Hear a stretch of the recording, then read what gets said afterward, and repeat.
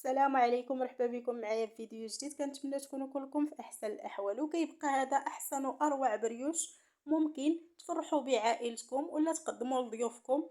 خفيف وهشي شكل قطن رائع مشكلط، والشكل ديالو حتى هو رائع. كنتمنينا لاعجابكم وتجربوه على بركه الله. باش غادي نوجدوا هذا البريوش هذا، تبعوا معايا الفيديو من الاول حتى الاخير، وما تنسونيش من واحد اللايك. الله يجازيكم بخير. على بركه الله. في واحد الاناء كندير 2 كيسان ديال الحليب دافي، وكنزيد عليهم نص كاس ديال السكر سنيده. غنزيد عليهم 4 كاس ديال الزيت المائده. عندي بيضه وحده بحراره المطبخ، ضروري تجبدوها من قبل من الثلاجه. غنزيد عليها هنايا سكر فاني واحد 8 غرام. هنا عندي قشور الحامض، هنا راه عندي الحامض خضر، داكشي علاش كيبانوا لكم خضرين. غادي ندير معلقه كبيره ديال الخميره ديال العجينه صافي، وغادي نخلط هاد المكونات هكا مزيان مع بعضياتهم حتى ينسجموا لينا. وهكا القشور ديال اللحم تقدروا تبدلوهم هكا بالقشور ديال الليمون، نتوما ليكم اختيار، الاذواق كتختلف. عندي هنايا 500 غرام ديال دقيق الفرص او دقيق الحلويات اللي غربلته من قبل. غادي نبدا نضيفو شويه بشويه ونخلط هكا بالخلاط اليدوي. هنا هاد العجين هذا ما غاديش نعجنو نهائيا بيدي، غادي نديرو هكا غير بالفوي، ولا الا عندكم العجانه يمكن لكم تستعملوها، تسهل عليكم العمليه. صافي غادي نستمر بهذه الطريقه هذه. انا كنخلط وكنزيد في الدقيق حتى نسالي الكميه كلها اللي عندي كيف ما واضح عندكم في الفيديو.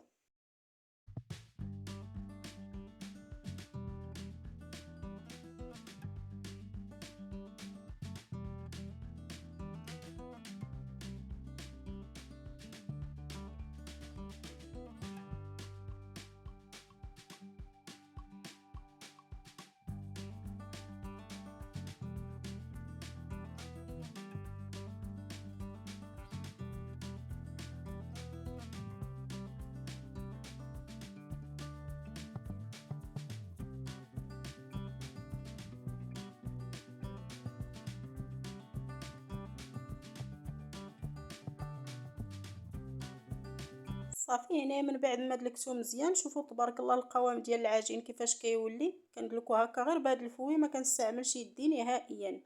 هنايا خير حاجه غادي نديرها هي الملحه ما كنديرهاش في الاول باش ما تهرش لينا هذاك الجهد ديال الخميره.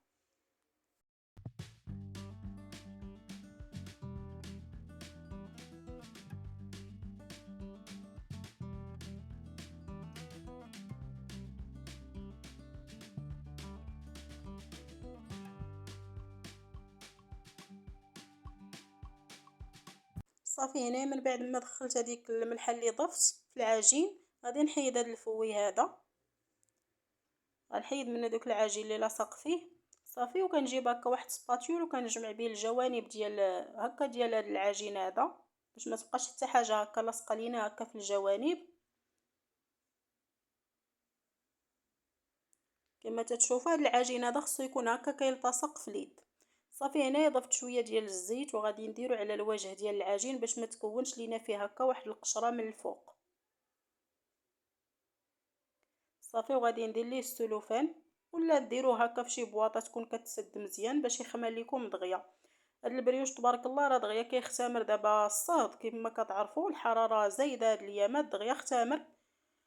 صافي هنا من بعد ما خليته حتى اختمر وضعف الحجم ديالو، ولا على هاد الشكل هذا كيف ما واضح عندكم.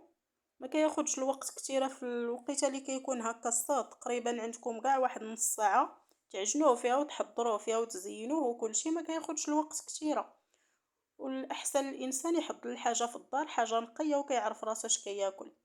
صافي هنا غادي نهبط هاد العجينه كامله على هاد الشكل هذا، غادي نخرج منها هكا دوك الفراغات اللي فيها ديال الخميره. صافي غنجمعها على هاد الشكل هذا كيف ما واضح قدامكم، نهبطها مزيان. صافي وهنايا مسحت السطح العمل مزيان بواحد المنديل فازكوع او توب منديل ناشف، ضروري نمسحوا السطح العمل. وغادي نرش هكا الدقيق باش ما كيلصق لينا هكا العجينه تلصق لينا في السطح العمل، ولا ديروا الزيت نتوما ليكم اختيار، انا كنفضل ندير الدقيق. صافي غادي نهبط هاد العجينه كامله وغادي نجمعها على هاد الشكل هذا. باش ما تلتصقش لينا في السطح العمل.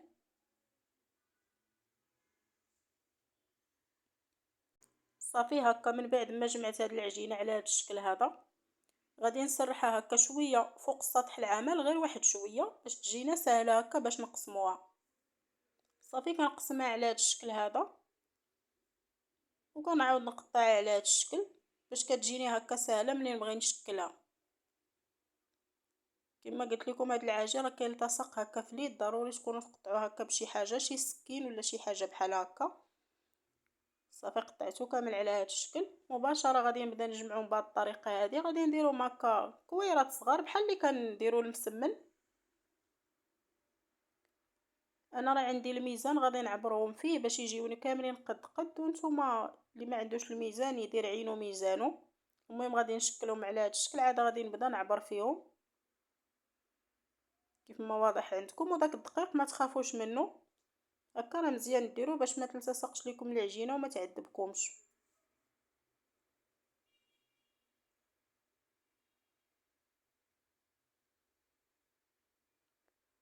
نستمر حتى نسالي هاد الكميه كلها اللي عندي على هاد الشكل هذا.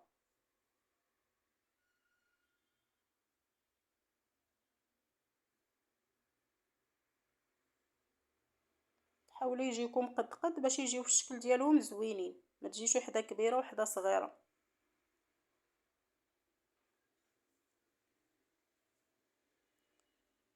صافي هنا كنحاول نجيبهم قد قد كيف ما قلت لكم. هنا كنعبرهم في الميزان كندير فيهم 60 غرام كيف ما شفتوا قدامكم باش يجيوني قد قد.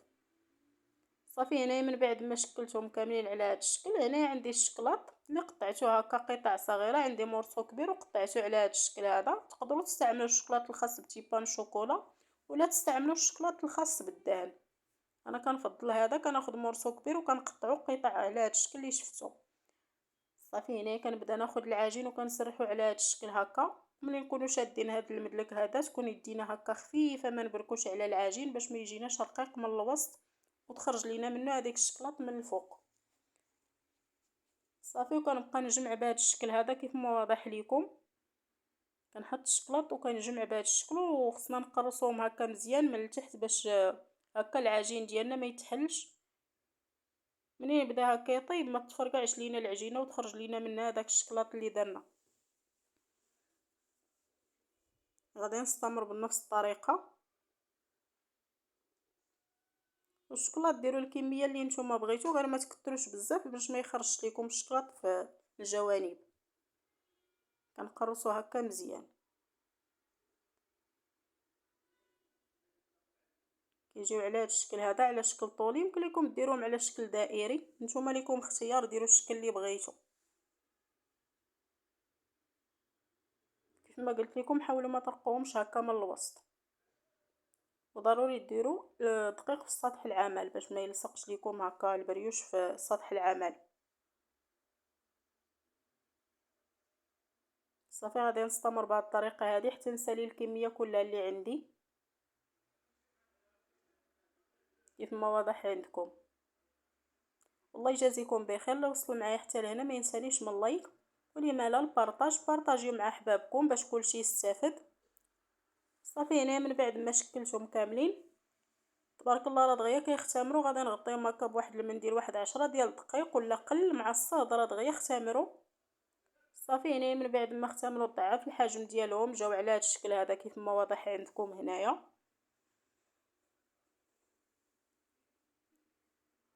وهنايا عندي الصفر ديال البيض، خديت صفر بيضه كامله طربتها هكا مع شويه ديال الحليب وزدت عليها شويه ديال القهوه سريعه الذوبان. صافي وغادي ندهن بها هكا هاد الواجهه ديال البريوش. وهنايا غادي نبدل هاد الشيته هادي السنينات ديالها غلاظ بزاف وواقفين ما كدهنش ليا مزيان. نستعمل هذه صغيره تبارك الله، هذه عمليه. الاخرى واخا غاليه ما زويناش في الخدمه ديالها، لا هي لا سباتيول ديالها. هذه رخيصه تبارك الله وكدهن مزيان. وكيف ما كيقولوا جدد له جده والبالي لا تفرط فيه، كيبقى الشكل مغير في كل حاجه. سبحان الله العظيم، حنا كنتبعوا ديما هكا الزواق وكنتبعوا الشكل. صافي غادي نستمر حتى ندهن هكا البريوش كامل بهذه الطريقه هذه. اللي كتشوفوا.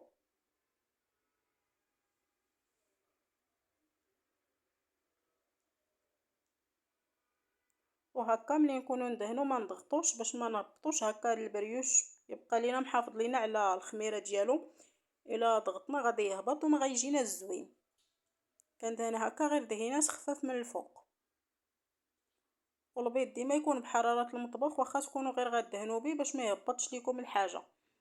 وهنا عندي اللوز افيلي، غادي نضيفو هكا فوق هذا البريوش هذا.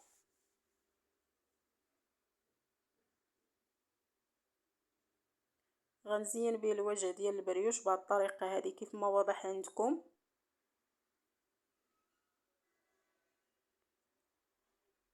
نستمر بهذه الطريقه حتى نزينو كامل. وهكا دوك القطع ديال اللوز افيلي اللي كينزلوا لي هكا في الجوانب ديال الصينيه ديال الفرن، هكا كنهزهم وكنعاود نقادهم هكا الفوق، غيبقاو طايحين في الجوانب غير غادي يتحرقوا، ما غاديش نستافدوا منهم. وإلا عندكم هكا الصينيات ديال الفرن موجودين هكا، حاولوا ديروا البريوش بعيد بزاف على هكا اللي درت ليه انايا، حيت ما عنديش الصينيه ديال الفرن، عندي غير هذه جمعت فيها كلشي. بقاو لي واحد جوج قطعات او ثلاثه درتهم في واحد البيريكس. الا عندكم الصينيه ديال الفرن موجوده حاولوا تبعدوهم باش ما يلتصقوش مع بعضياتهم. وهنا ثلاثه د القطع اللي بقاو لي درتهم في هذا البيريكس هذا. من بعد ما ساليت كلشي غادي ندخلهم للفرن يطيبوا. غادي نشعلو غير من التحت ونقص عليه يطيبوا على خاطرهم حتى يطيبوا، عاد نهبطهم من التحت يتحمروا شويه. وهنا تبارك الله من بعد ما طابوا جاو على هذا الشكل هذا، جاو مفشفشين ومقطنين ورائعين بزاف، فيهم واحد الرائحه رائعه، المنظر ديالهم جا رائع. وهادو اللي درتهم هنايا هادو ما التصقوش حيت درتهم في هادو وبعدتهم على بعض، تبارك الله جاو رائعين ومقطنين كيف ما واضح عندكم. جربوهم راه كيجيو زوينين بزاف وكيتقاموا عليكم رخص ملي غادي تشريوهم هكا في الباتيسري. عوض ما تشريو 4 القطع او 5 داكشي باش غادي تشريوهم غادي تصايبوا كميه كثيره. صافي هنايا التزيين غادي ندير السكر كلاصي درتو هكا في واحد الصفايه، وكرش به هكا الوجه ديال البريوش. يمكن لكم تخليوه غير هكا، كنتوما ليكم اختيار في التزيين، غير هاد الطريقه كيجيو بها زوينين. وهنا عندي الشكلاط اللي ذوبته هكا في حمام مريم وزوقت به حتى هو هكا من الفوق، كيجي زوين بهذا الشكل هذا.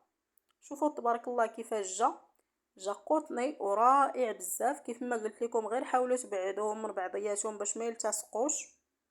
جا قطني والريحه يا سلام. كنتمنى الاعجابكم وتجربوا البريوش بهذه الطريقه هذه.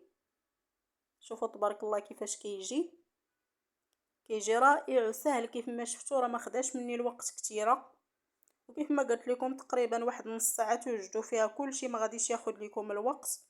كنتمنى ينال اعجابكم وتجربوا البريوش بهذه الطريقه هذه. واللي وصل معايا حتى لهنا ما ينسانيش من واحد اللايك وتفعيل الجرس باش يوصلوا كل جديد. شكرا لكم بزاف على المتابعه ومع السلامه. نتلاقاو في فيديو جديد باذن الله.